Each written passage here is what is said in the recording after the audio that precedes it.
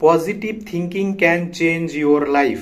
কখনো কি ভেবেছেন যে দুজন মানুষ, তাদের প্রবলেম একই, কিন্তু সেম সিচুয়েশনের মধ্যে একজন গিভ আপ করে দিচ্ছে, ছেড়ে দিচ্ছে আশা, আর একজন সেম সিচুয়েশনের মধ্যে থেকেও ওভারকাম করছে সেই প্রবলেমকে।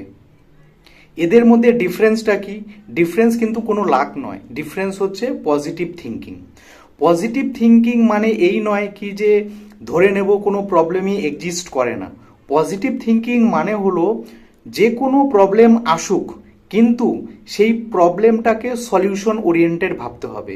সেই প্রবলেমটাকে কিভাবে ওভারকাম করা যায় সেই সলিউশন নিয়ে ভাবতে হবে, এবং মাইন্ডসেটটাকেও সেরকম বানাতে হবে। তাই ফেলিয়ারটাকে নেগেটিভভাবে না নিয়ে ফেলিয়ার থেকে কিভাবে শেখা যায় সেটা হচ্ছে পজিটিভ থিঙ্কিং।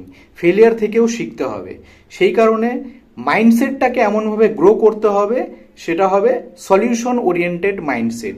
যে প্রবলেমেই পড়ি না কেন বা যে প্রবলেম আসুক না কেন, সেই প্রবলেম থেকে কিভাবে নিজেকে ওভারকাম করা যাবে সেরকম মাইন্ডসেট বানাতে হবে।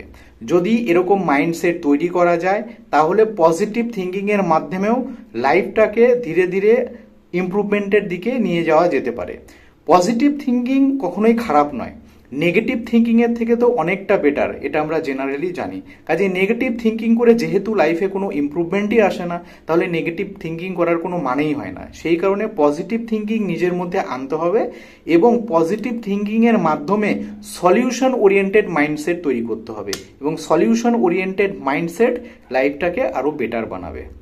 আশা করি ভিডিওটা ভালো লাগলো। যদি ভিডিও ভালো লেগে থাকে তাহলে লাইক, শেয়ার, কমেন্ট করো, এবং সেই সাথে সাথে সাবস্ক্রাইব এবং ফলো করো।